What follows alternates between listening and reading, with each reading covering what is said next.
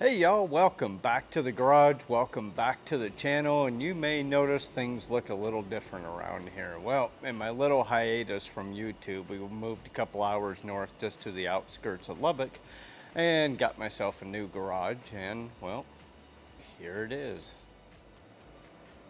And in the course of my little hiatus from YouTube and making the move and moving my household, moving the garage, I've been spending a lot of time working on old classic cars, and that's what we're here to talk about today. Anyhow, besides working on things like the Supra here, which is just about finished up, and been doing a little work to my cars, mostly just some maintenance, some stuff like that. I got to do some work on my truck.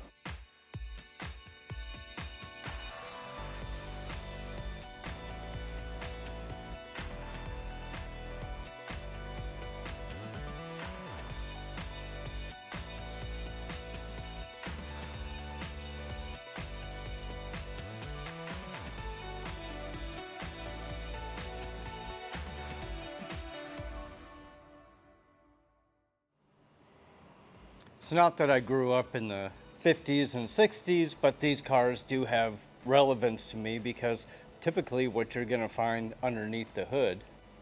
Now for myself, these particular cars from the 50s and 60s aren't really relevant to me because growing up as a kid, you know, these cars were around, but I wasn't working on them until I became a teenager.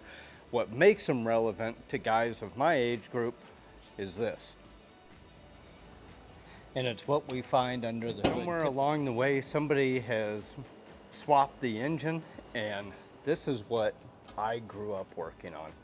This is just a really nicely put together small block Chevrolet 350, aluminum head, aluminum intake. I assume a matched cam and carburetor, probably something about a 300, 325 horse, and even to see a turnbuckle. So back in the day, like, there was only these big ugly brackets that you could get to mount the alternator, so a lot of us started building our own brackets, as in someone did here, and we started using turnbuckles just to clean up the engine compartment. And you can see over there on the vintage air, yeah, this is a really nice 56. It's got vintage air conditioning, works really well, runs really well, really a nice vehicle. But this is what I grew up learning on.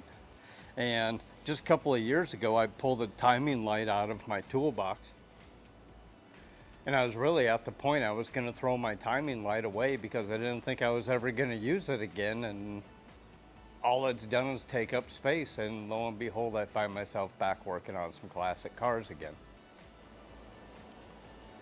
And what this one was here for was just a little bit of maintenance item. So I reset the fuel air mixture screws on the carburetor. We shortened up the vacuum line because it was just way too long. It was kind of ugly. We put some new fuel lines on here, and then we suspended the fuel lines so they're not going to touch anything. They're not going to bounce against anything. Down here we put in, oh, and look, you're not even going to be able to see it. Hold on. All right, let's try that again. Okay. So down here you can see that there is some new steering components up underneath the master cylinder, and that is because in keeping these vehicles comfortable to drive and convenient and wanting to get out and drive these, the owner had me update. Oh, check this out. And that's the driver's door. You know, the one that's always worn out? That's how well done this car is. But in keeping it nice and convenient and comfortable, don't you love the interior? The interior is awful nice. I like this. He had picked up a tilt steering column, so we put this in. Really nice unit. Maybe I don't need that. Let me show you. Oh, Dakota Digital. How nice is that, huh? Just a great running car.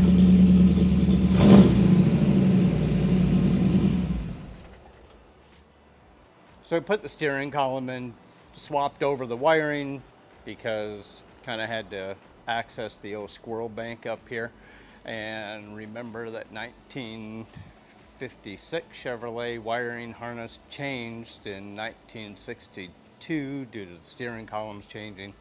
Then in 1975 it changed again, and we put in a 1975 and newer steering column, so it's just a little bit different. Had to swap over all the wires, get all the blinkers and everything working, but we got it all done and fixed a bunch of other little things on there. And then tomorrow I'm going right back to work on a 1961 Cadillac Sedan DeVille 390, all original. Again, another quick little tour of the garage, although I may be going to a bigger one here pretty soon. I think I'm running out of space already, but this has been pretty convenient so far. It's pretty comfortable. All the neighbors are cool here. Bunch of auto guys. Oh wait, check this out. So on your way to the crapper, behind my storage racks and everything else, I had a place for all my riding gear, for all my gym equipment, so I have my own little gym spot back here to keep my fat butt in shape. Because we are not going back to fat guy status. No siree, Bob. I feel too good. Anyways, thanks for tuning in. Be sure to hit that like button, subscribe to the channel, and I don't know, we may record something on the 61 Cadillac tomorrow, or I'll show you some of the other cars I've been working on over my hiatus and getting back to my roots here. Thanks for tuning in. See you guys next time.